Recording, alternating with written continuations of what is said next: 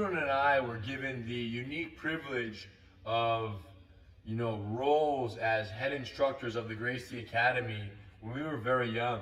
I was 18 or so, Gideon was 20, just out of high school. And we were here teaching full-time, running the show. That was over a decade ago. And it's just been really interesting to see how much we've grown, not as a school, and curriculums, and way we teach and perpetuate, all that is great. But what's been crazy to watch throughout this process has been how many people have quit the Jiu-Jitsu journey. And it took us a while to realize why they were quitting, what age they were quitting at on average, and we've now kind of come up with this theory that, why people are dropping off. And we want to share it with you guys because, if you're over 40 years old, you probably thought about quitting many times. If you're under 40 years old, you will think about quitting in the very near future when the time comes for you.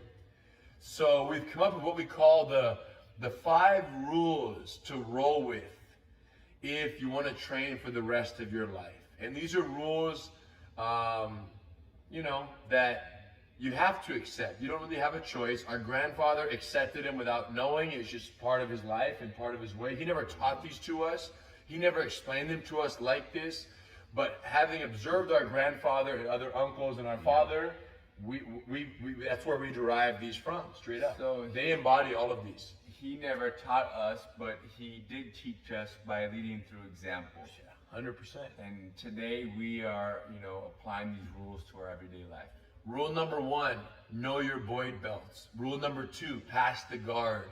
Rule number 3, acknowledge the ego. Rule number 4, respect the roller coaster. And rule number 5, follow the leader. You guys, rule number 1, know your Boyd belts. We have a very good friend, instructor of the Gracie Academy, black belt, who recently passed away a few years ago. His name was John Boyd, and the coolest guy you could ever imagine. He was 66 years old and was just totally exceptional human being on and off the mat. Everyone's motivation. You came to the mat, when you saw John rolling that day, you were like, yeah, I want to be like him when I get older. Like straight up, he was the man, And John was a black belt. And there were many times in his later years that John started around 40, 50, 60, around 45, mid-40s, and trained until mid-60s, so almost 20 years. And John would come to my office as a black belt and say, Henner, man, I roll with a younger kid today, mid-20s, younger blue belt, and I couldn't beat him. Like he let you down. Yes, that's what the tone was. I'm a black belt, he was a blue belt, and I couldn't beat him. I said, who was it? And he gave me the name of the guy, and the guy was like 220. John's 160. The guy's 220, 60 pounds heavier at least, and 40 years younger. But just about the weight alone is ridiculous. Yeah. And because of John and seeing the challenge he was having with comprehending why a black belt like him couldn't just annihilate a blue belt or any blue belt, I began kind of exploring this idea that, and to me it holds very true, that size matters, weight matters, strength matters. All these things are factored into someone's ability. Age matters in considering someone's threat to you in a physical altercation. And the scale we've come up with is, just to make it very simple to understand, is, and I told this to John, I said, John, every 20 pounds equals a belt. And every 10 years equals a belt. So let's just say they were the same age. It was John and another 60-year-old who weighed 220 pounds. And John was 160. This guy has a 60-pound advantage, which means what? 20, 40, 60, which means blue becomes purple, brown, black. Do you understand? Belt, belt, belt. 60 pounds, 3 belts. So a guy who's a blue belt at 220 is a black belt to John Boyd at 160. That's assuming they're the same age. Yeah, and what that means is that when they roll, it'll be like that difficult. As difficult as John beating a 60-year-old black belt who's his same weight. Who's been training as long as he has. Doesn't very mean sharp. John can't win in the end, or that the guy's gonna have the technique that will, submit John, but John might be stuck underneath him.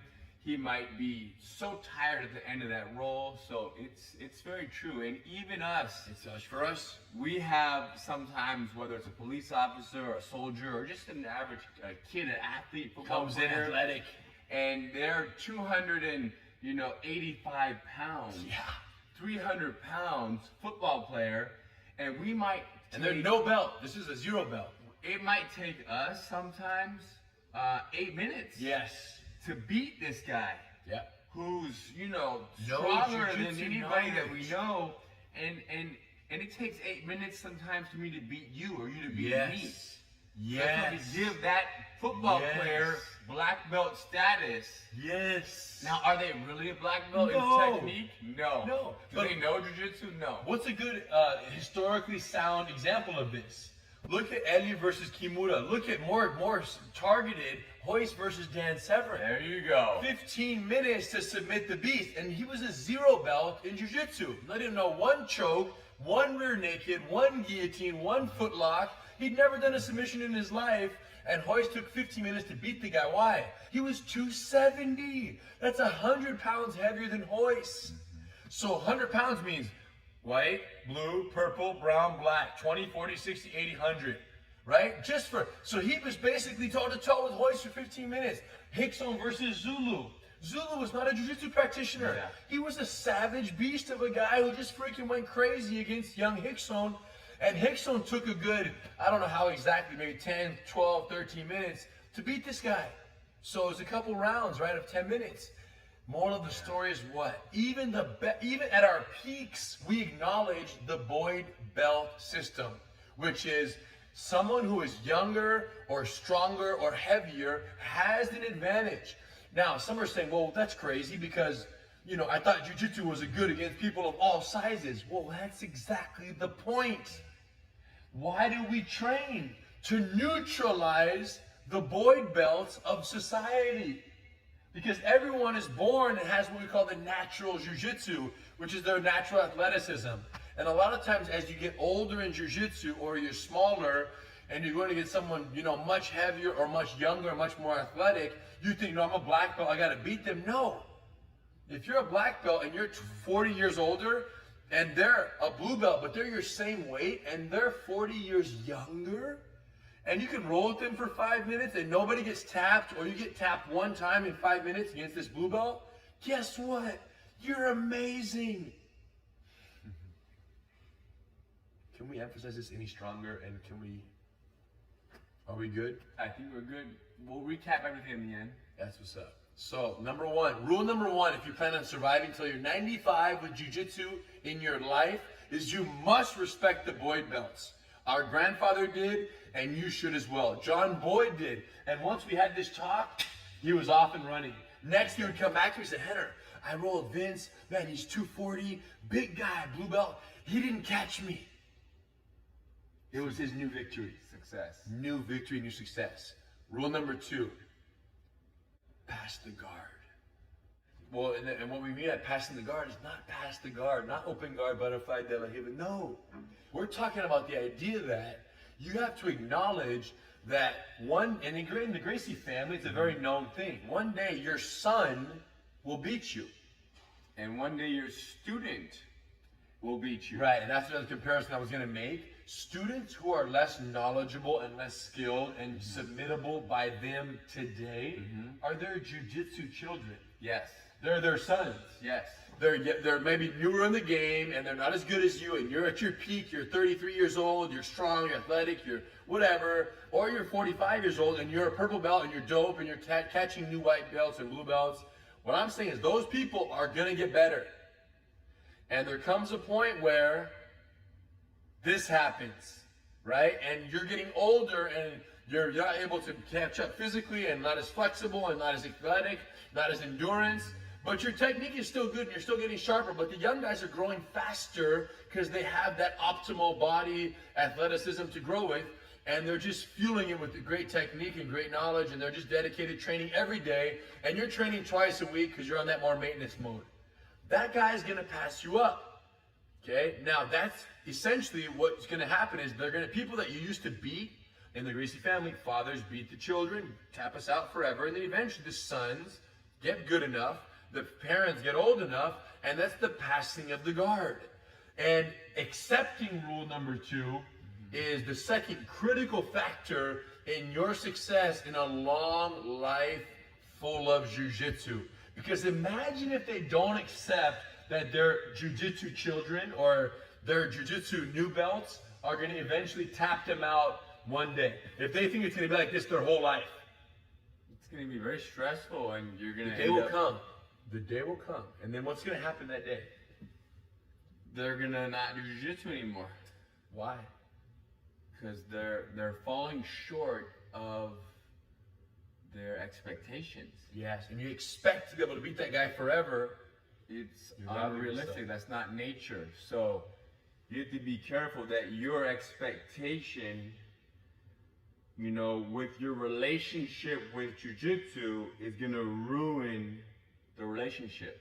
Yeah. And I expect, for example, I expect my guard pass to work forever. But then I get in someone's guard who's been training for, 4 years, and I'm a black belt, and I can't pass their guard. Now all of a sudden, jiu-jitsu and I have conflict because jiu-jitsu let me down. So therefore, what do? I separate from jiu-jitsu. And that's back to the story of these black belt instructors or even black belt students.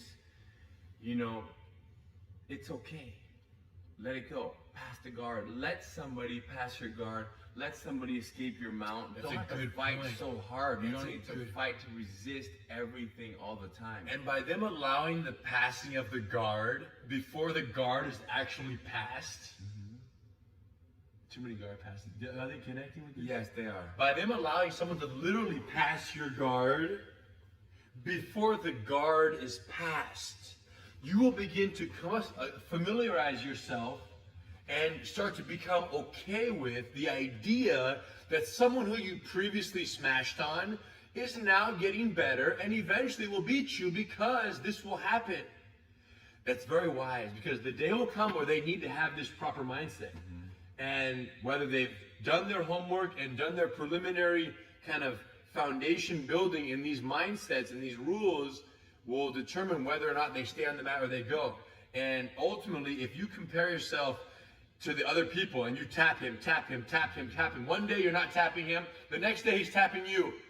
That's the moment where most guys quit, be honest. With our students, talk about it. Yeah, that's the moment.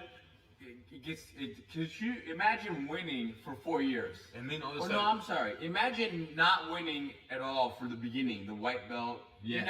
You just get beat up. Then you start tapping. And then all of a sudden one day you start to not lose so much and you start winning. And then you only win. Tapping everybody you roll with. And that's just, you went from 0 to this, and now you're feeling good about yourself. Yeah, 35 years old, 37 years old, you're the peaking. question is, how long do you expect that to go for? Where you keep beating everyone who steps in the building. How long? I myself can beat everybody in this building, but I'm already behaving as if I can't. Okay. So I already roll today sometimes. Let's just say every other day, where I'll roll and I won't tap people out. I'll let them take my back and choke me and beat me. So I worry less about winning, and I worry more about kind of allowing myself to lose and learning their attacks. So when the day comes where I'm forced and I really can't do anything at all, I've prepared myself. So major, you setting guys. myself up. Yeah, it's so major. And you for know the point, right? The passing of the guard. And here's the deal. The reason why you will fail and you will quit at the inflection point where you go from beating everybody to getting beat by the same people who you used to beat. The reason why you will quit is the ego. It's the ego and the expectation of yourself. And ultimately, you think that if you're not beating the people that you used to beat, you're failing yourself, and you're not fulfilling the expectation of yourself, which is beat everybody. And if you cannot acknowledge the ego, which is rule number 3, Yes. acknowledge the ego. Acknowledge that the reason you will quit, acknowledge before it happens, the reason you will quit jiu-jitsu is because the day will come where people that you used to beat, well, you will no longer beat. And at that moment, what do you think to yourself? I'm getting worse. Every day that I show up, I'm getting worse at jiu-jitsu. And if you're getting worse, why should you show up? Yeah. And the truth is, you're not getting worse. I know. You're not getting worse. You're only looking at yourself. Yeah. You need to acknowledge and say, you know what, it's possible at this, I started when I was 43 years old, let's say, or 23 or 33. It's possible that this 14-year-old kid that is now 27 has gotten much better. Yes. And everyone's just growing. So don't always tell yourself that, you know, I'm not getting any good or I'm no good anymore. Instead, acknowledge that somebody else is climbing the ladder and they're putting in the hard work and that they deserve to win. Yes. They deserve to dethrone you in a sense. An easy way for me to kind of compare it to is marathon times. When you first run the marathon, the very first time, you get in there, you're happy you just showed up. You're just happy you went to it. Correct. You don't care what You don't care what's your time. I finished. That's amazing. And it's the same thing coming to the academy. I don't care who I beat or I lose, so I'm there. I'm in the class. I'm in the room. I'm starting the journey.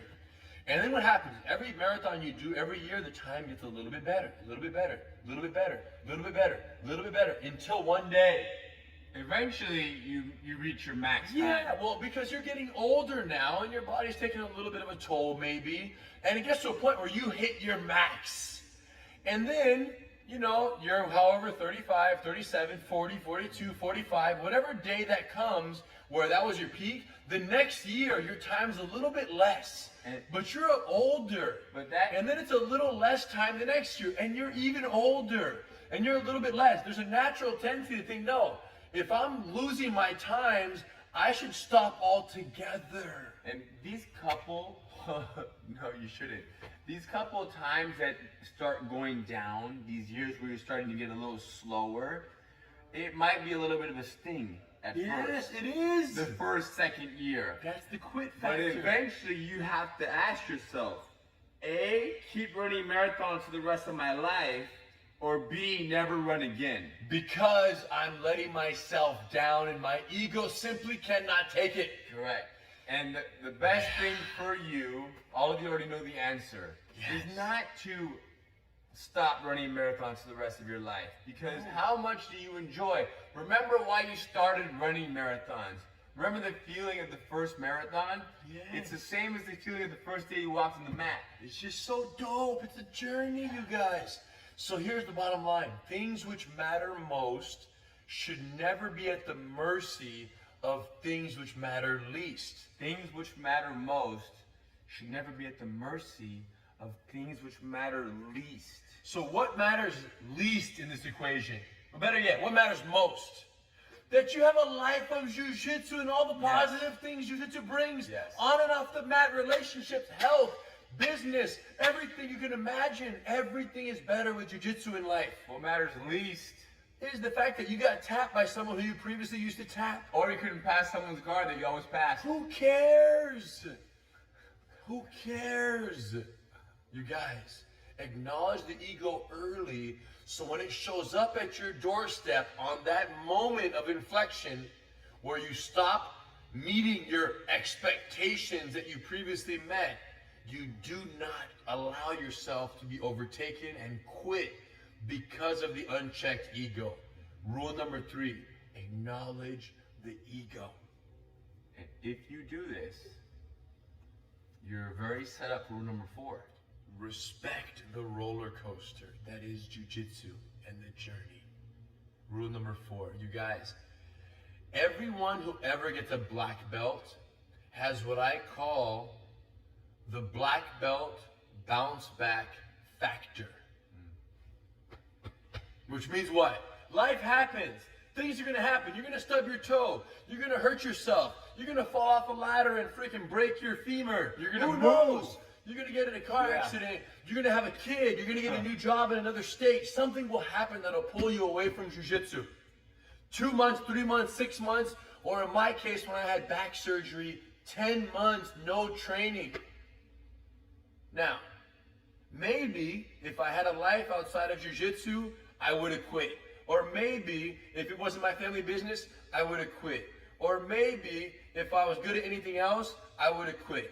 So for me, automatically, I had no choice. I got drawn back in, and here we are today.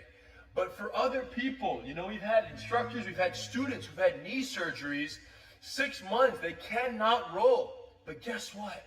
They're logging on, they're watching videos, they're checking it out, they're showing up to class, they're observing, and they're taking notes from the sidelines over here. And they're still, the energy is still there. And 6 months, as soon as the doctor gives them the note to go, they're back on the mat. But fascinatingly, other people will, you know, something will happen. They'll get in a car accident and, you know, they have to get their car. They don't have a car for 2 weeks. They don't have a car, no injury. And after 2 weeks, they don't come back to class. We never see them again. Yeah. They don't have the black belt bounce back factor. And rule number 1, 2, and 3 are necessary to bounce back. Yes. Right? You have to have. It's easy to quit on the bounce back or on that when the life happens if you don't have rules like, 1, 2, and 3. For example, if you're already feeling frustrated that you can't pass certain people's guards anymore, Yes. and then you get hurt, you say, "Oh, I got hurt, I can't train anymore." Yeah, I'm But straight. the truth is, you're not stopping because of the injury. You're stopping because you don't want to go back and face the fact that somebody might have passed you and is now Who wasn't supposed to. Yes, And what's wasn't crazy is that moment, something that mattered least, shattered hopes and dreams for what mattered most, and that is the life of jiu-jitsu. Now, why is it that people put so much emphasis on passing the guard or submitting people that they previously submitted? Because a lot of instructors at a lot of academies will say, yo, he passed your guard, he's a purple belt, you're a black belt, what's wrong with you? Well, take this off, homie. Take this off. No, let me say, I'm the teacher. Take it off. Okay. And then they give it to the other. Now- Crazy. This is a Brazilian crazy like mindset. But happens in different academies. We're not saying it happens everywhere, and it certainly doesn't happen here. But we are saying that there's some people who put so much on the belt that you could be the old, out of shape, you know, black belt. You better beat every purple belt, or guess what? You're not even worth being on the mat. And instructors do this not even knowing sometimes. Because even if you just see 2 people sparring and you say, hey, you know, nice guard pass or nice sweep, just by praising the guard pass, you are in a sense condemning the other person for allowing the guard to be passed. Instead of saying to the bottom person, hey, nice flow, keep it moving, good movement, guys. Or, I like how you controlled the guard for the first 30 seconds. Yes. The fact that he passed doesn't really matter. Soon you'll have an even better guard. But the problem is we always praise or nice arm lock. Yes. Not good job defending the first 3 arm lock attempts. Yes. So there you go. So now what happens is everybody wants the good job. They want the praise. That only comes with the submission and domination. Or the sweep. So people fight for those 3 things, and then when they get the shorter end of those 3 things, they beat themselves up. So what are you saying to instructors out there? Because this video was mainly for students initially, but you just flipped the script on us. Tell them. Well, I'm saying that if you're a jiu-jitsu teacher, be careful on always saying, hey, good arm lock, good sweep. And then even sometimes there's a frustration behind somebody getting tapped. You see someone get arm locked, and you're like, man, you know, keep your elbow in. What's wrong with you? That right there is going to make that person, you know, fight 10 times harder, risk injury, and when they lose again, beat themselves up again and then when they get injured, a small little finger injury, or when they move, When the moment happens, when they move because of their job, they now live 25 minutes away, not 5. they're not going to make the drive. Well, they're going to say, you know what, it's too far for me. But it's not the real reason. Yes, it's the fact that they keep getting mentally and beat up by their instructor and by themselves. But if you think about it, John Boyd drove 2 hours to Every class. time for 20 years. And now you 2 have somebody who hours. lives 25 minutes and they want to quit, but they're lying. It isn't about. It's You're not not about quitting. drive. It's not about money. It's not not about about drive driving. time. It's not about anything. It's not Or about family, injury. business, injury. People who want to train make time to train. The reason they don't make time is not because of anything other than their egos were not checked, and the instructors, the very people who actually, if you ask, want their students to train forever. The people who want their students to train forever the most are, that's why we're making this video. Correct. A lot of the instructors out there who want their students to train the most are the reasons why their students are quitting, because they don't understand these concepts. And then when they're only praising the smash, the pass, the submission, or the sweep, they're not praising the flow, the allowance, the cooperation, and the longevity of the session. And if the student said to the instructor, you know what, man, I'm just tired of getting swept every day, and I can't escape that person's side control, I'm always stuck, the instructor would say, you know what, that's part of the game. They would not condemn you for leaving for that reason. Yes. But yet, they don't act as if it's part of the game in their comments When they're watching. you're in the moment. Yes, the moment Right? gets them overwhelmed, emotional. Correct. Because the instructor sees is them identified as the person who's doing it. you as a- represent me. Yes, a reflection of me. So So you you gotta need get out to right escape. now. The problem is that they both represent me, and homeboy's on top is stronger, heavier, Correct. faster, more athletic, and or more skilled. Then the guy who other represents you is going to be disappointed to you. If you let that come out emotionally, you're robbing your students of a life of jiu-jitsu benefit. What's the analogy? The instructor, you're harming yourself. Yes. And then people wonder, how can an instructor be a black belt teaching for 10 years and only have 62 students? Yes, that's how. You guys, the day will come for all of us. And what's crazy is that above everything else, there was one example that sets the standard. And that's rule number 5, follow the leader. Grandmaster Eliu Gracie, training till he was 95 years old. And when he was 95, he was not sweeping, submitting, smashing, and passing anybody. At 95, he would say, you, come here. A little bit heavier, strong guy, come here with a smile. Lay down, go, attack. He would have you don't translate that, attack. And you would mount on top and you'd be attacking. He'd be like this. Defending from your mount. Mount attacks. You just defend, defend, defend. 1 minute later, he said, okay, get off. And in his mind, he won. Correct. He won. Yeah. He just submitted that person with a flying triangle in his mind. Well, no, Why? not in his mind. He actually did for real. He actually did for real. Because he is 90 years old. Yes, but- And that person's 37 and But- they're 20, but- 80 pounds heavier. Yes. So they're like a rainbow belt or like a silver gold belt compared to his red belt. Yes. They're way beyond. They're way beyond athleticism and age advantage. So the he guy had did skyrocketed. win. So in his mind, he did amazing. Not in And our minds. Imagine if Eliu Gracie at 95 years old expected a performance from himself that he was capable of delivering when he was 25. Imagine if he expected the 25-year-old Eddie when he was 95. The same delivery, tap the same people, beat up on his sons, choke his grandsons, manage everything, choke everybody, tie both arms, challenge all of Brazil. She actually did, by the way. Front newspaper page, both hands tied, I'll challenge anybody who can beat me, I'll give you 10,000 Cruzeiros. Nobody ever showed up for the challenge. Imagine if that Eliu expected to be around when he was 95, that same delivery, that same effective, that same smashing capability. Would he still be training? No! Now, my question for you and for you is, at what point in Eliu's life did he begin to invest in the technique and the tools and the understanding that he needed to have to be able to say, hey, you, 25-year-old, come mount me? Right. When did he start training that? When did he start? I don't know.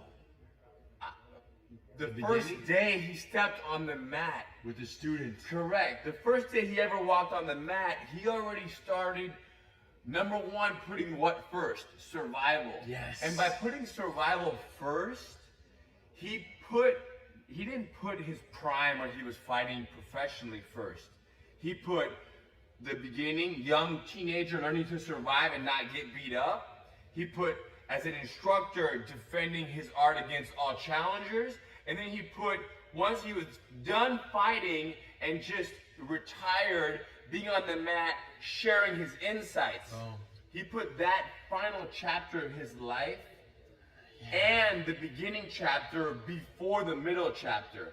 But then again, not really, because even the middle chapter is survival.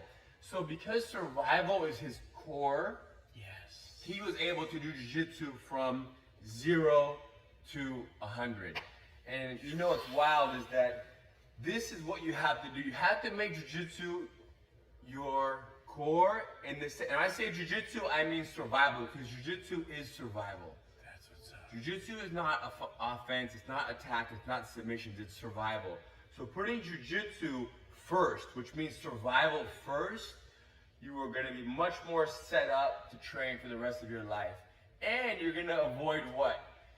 Jiu-jitsu tapping you out. Yes. Because jiu-jitsu, the way that most people see it, is not as an art of survival. Yes. It's go forward, get an arm lock, get a choke. Yeah, UFC. So that type of jiu-jitsu will end up tapping you out, which at the age of 37, 48, 56, you're gonna step off the mat because you lost track of what jiu-jitsu really is. And you're losing to yourself.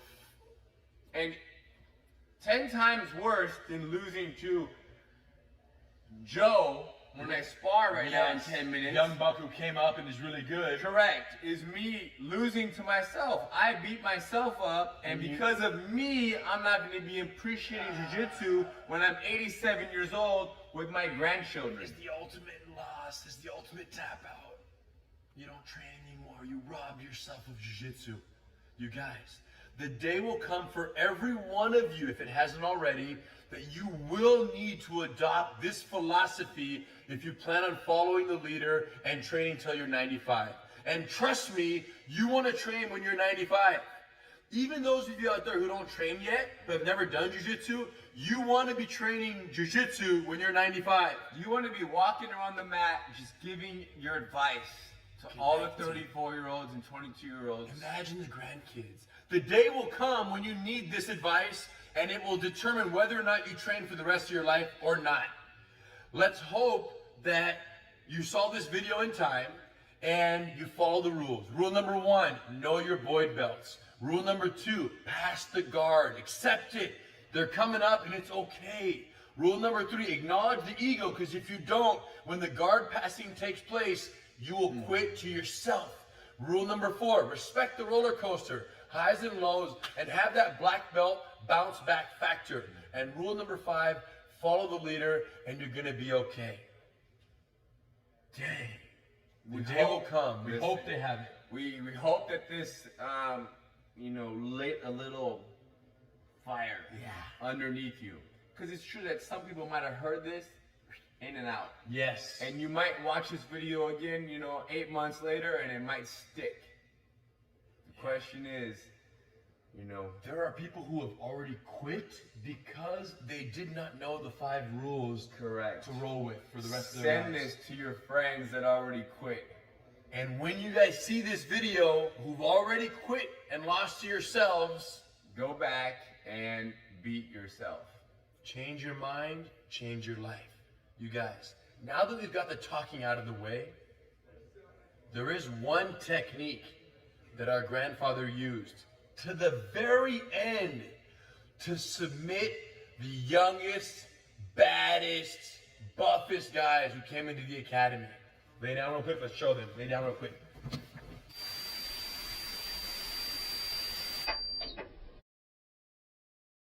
最後までビデオ見てくれてありがとうございました。